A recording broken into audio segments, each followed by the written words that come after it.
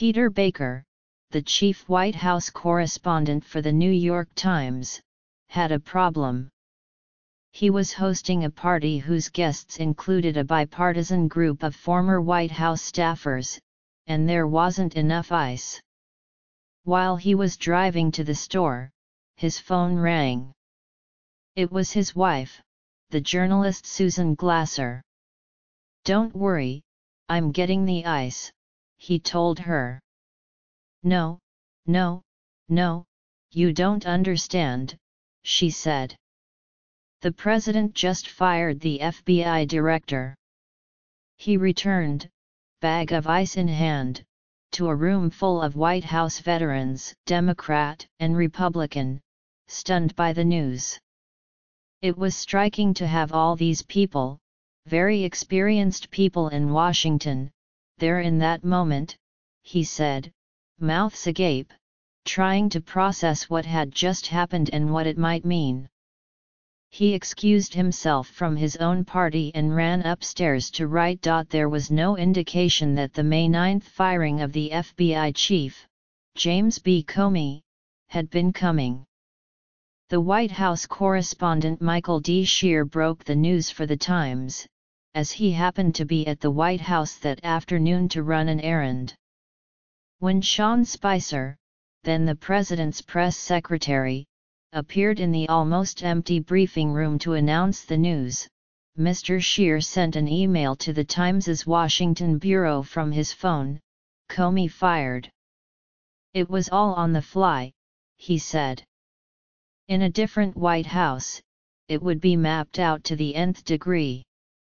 For the journalists who have covered the first year of Donald J. Trump's presidency, such episodes have come to be expected. "It's relentless, the unpredictability of it," said Elizabeth Buemiller, the Washington bureau chief. "I knew it would be really wild and different, but I expected him to be somewhat different than the candidate Trump, and he really hasn't been. I think he just fundamentally doesn't understand what the White House press corps does," added the White House correspondent Maggie Haberman, "because the press he's used to interacting with, business, celebrity, and tabloid coverage, is so different." The early days of the administration, a period usually marked by a steep learning curve for a new White House staff, were especially chaotic. When Mr. Trump's first travel ban was issued, on January 27, administration officials couldn't even tell which countries it was, Mr. Shear said. They were putting on a good face, but they had no idea what was going on. The White House correspondent Julie Hirschfeld Davis asked 3 officials that evening whether the ban affected green card holders, and received 3 different answers. There were no talking points, so they didn't know what to say, she said. Some of them were guessing, some of them were afraid to guess.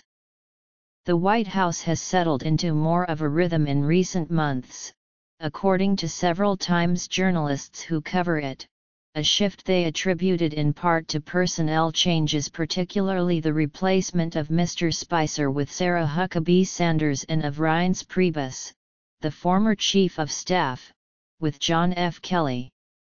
The Bureau, too, has adjusted.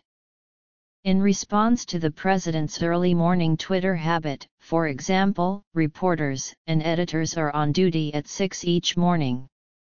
And the Bureau's staff has grown from about 70 people in November 2016 to more than 100 now.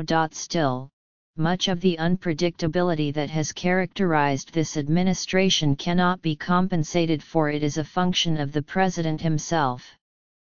There isn't some secret sauce to covering him, said Ms. Haberman. He's incredibly unusual. He'd never run for office before and he won the presidency. This is a strange moment in history. He has no familiarity with the government that he oversees. I cannot describe how strange this all is. Sometimes you just have to show and not tell. When Mr. Trump sat down with the Washington correspondent Michael S. Schmidt for an impromptu interview last month, not even the president's staff knew it was coming. The interview itself would have been unthinkable in prior administrations. Mr. Trump, however, often seems to enjoy engaging with journalists.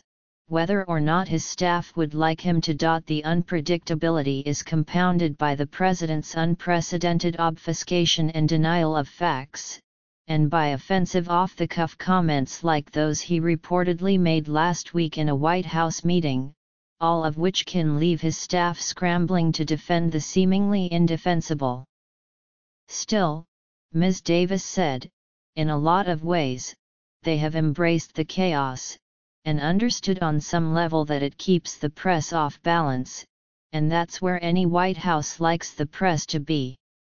Although Mr. Trump has avoided traditional news conferences, he has developed a habit of stopping to speak with reporters on the White House lawn before boarding Marine One and of going off-script at events, as he did in October, when an appearance with Senator Mitch McConnell, the majority leader, turned into a freewheeling 45-minute question-and-answer session. And then there are, of course, the tweets.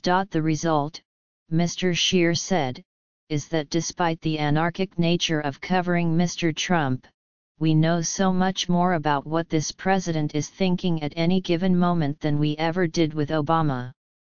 Just because he wears it on his sleeve, and he tells us. That includes Mr. Trump's professed feelings about the failing New York Times, as he often calls it. I think he wants validation, and that he feels angry when he doesn't feel like he's getting the respect he deserves from the paper. Mr. Baker said it's all politics, Ms. Buemiller said. We're sort of amused by it now.